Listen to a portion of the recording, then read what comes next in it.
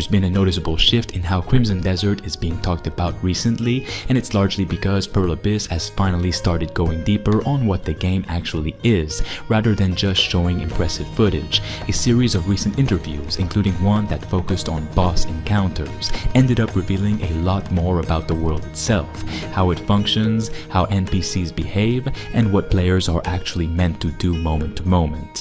One of the big takeaways is that Crimson Desert's world isn't designed as a backdrop for quests, but as a system that's meant to keep functioning whether you're involved or not. Pearl Abyss has been clear that Pywell is built around NPC routines, faction conflicts, and regional activity.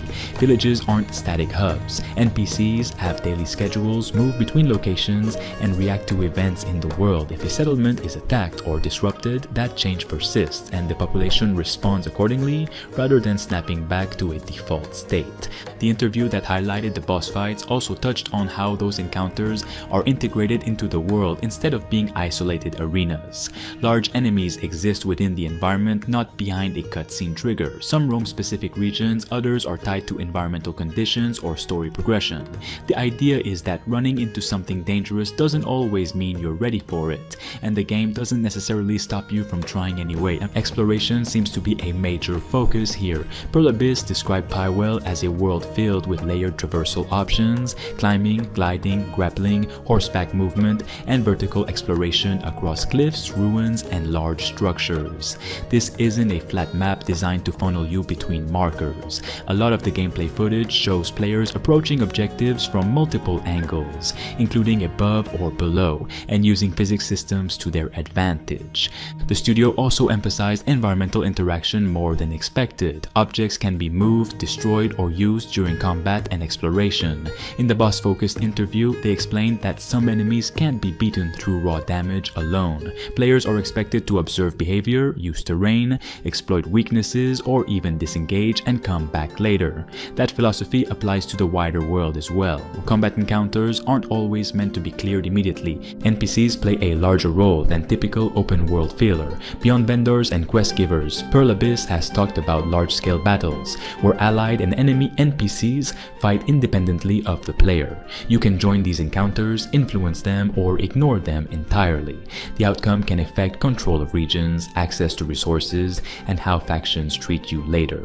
There's also a strong emphasis on scale and density rather than just raw map size. While Pearl Abyss has said the world is extremely large, they've been careful to frame that as secondary to interactivity. Towns are busy, roads are populated, and wilderness areas are meant to feel dangerous rather than empty. The game regularly throws unscripted events at the player, ambushes, patrols, wildlife encounters, and environmental hazards, to keep travel from becoming passive.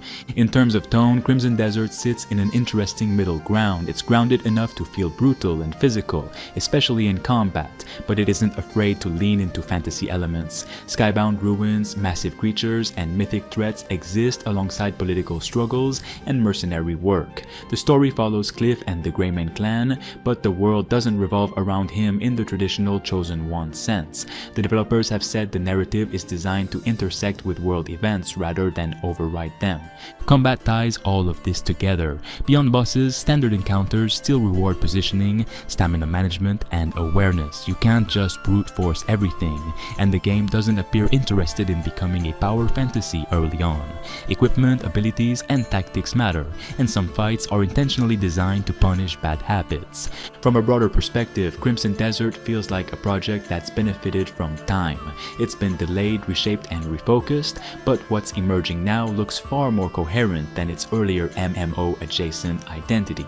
Pearl Abyss seems confident enough at this point to talk openly about systems, failures, and design philosophy, which usually means a game is closer to being ready than being sold. If it lands the way these interviews suggest, Crimson Desert has the potential to surprise people, not because it's trying to reinvent open-world RPGs, but because it's stacking a lot of solid ideas, systemic world design, reactive NPCs, tactical combat, and scale, into a single package that doesn't feel trend-chasing.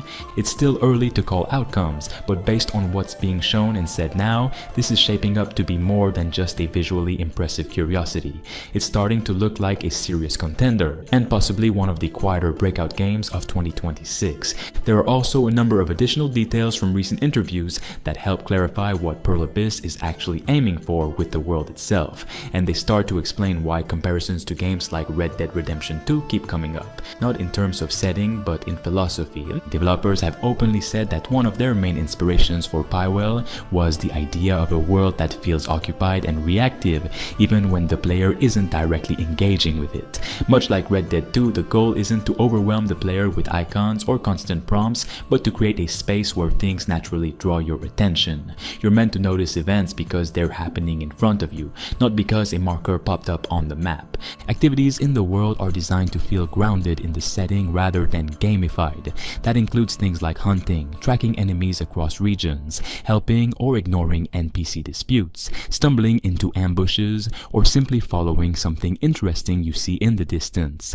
Pearl Abyss has said they want moments where players set out to do one thing and end up doing something completely different because the world pulled them in another direction. NPC behavior ties heavily into this. Recent interviews stress that NPCs are not just static quest dispensers. They travel, they react to danger, they fight, flee, and regroup. Some NPCs will remember previous interactions, and faction relationships can change over time depending on how you intervene or don't.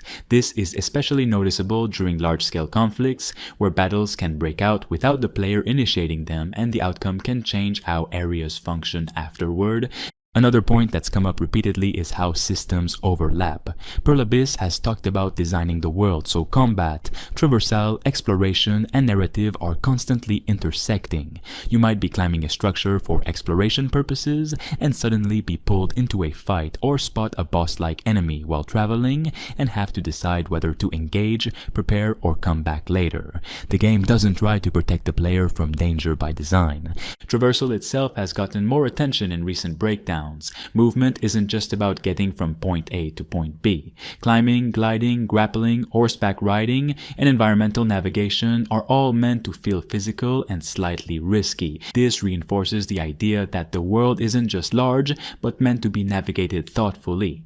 The developers have also clarified that while the map is huge, they've intentionally avoided filling it with repetitive checklist content. Instead of dozens of identical camps or towers, they focused on unique locations, handcrafted encounters, and regional identity. Different areas of Pywell are meant to feel culturally and mechanically distinct with their own threats, resources, and power structures.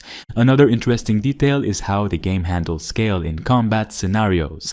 In some interviews, Pearl Abyss described battles involving dozens of NPCs where the player is not the center of attention. You're one participant in a larger conflict, not the hero everything pauses for. You can influence outcomes, but you're not guaranteed control over them, which again ties back to that Red Dead style approach to world simulation. On the technical side, Pearl Abyss has emphasized that Crimson Desert is being built specifically for current generation hardware and PC rather than scaled up from older platforms. That's allowed them to push density, draw distance, physics interactions, and animation quality further than what they could do with Black Desert Online. They've also acknowledged that this is part of why development has taken so long. Systems had to be reworked rather than reused. Narratively, newer interviews suggest the story structure is more flexible than initially assumed. While there is a central storyline involving Cliff and the Greymane clan, the game doesn't force a linear path through it. Story missions can intersect with world events and in some cases be delayed or altered depending on what's happening elsewhere in Pywell. This again reinforces the idea that the world exists independently of the player's progress. For more on Crimson Desert, like the video right now and subscribe to stay tuned.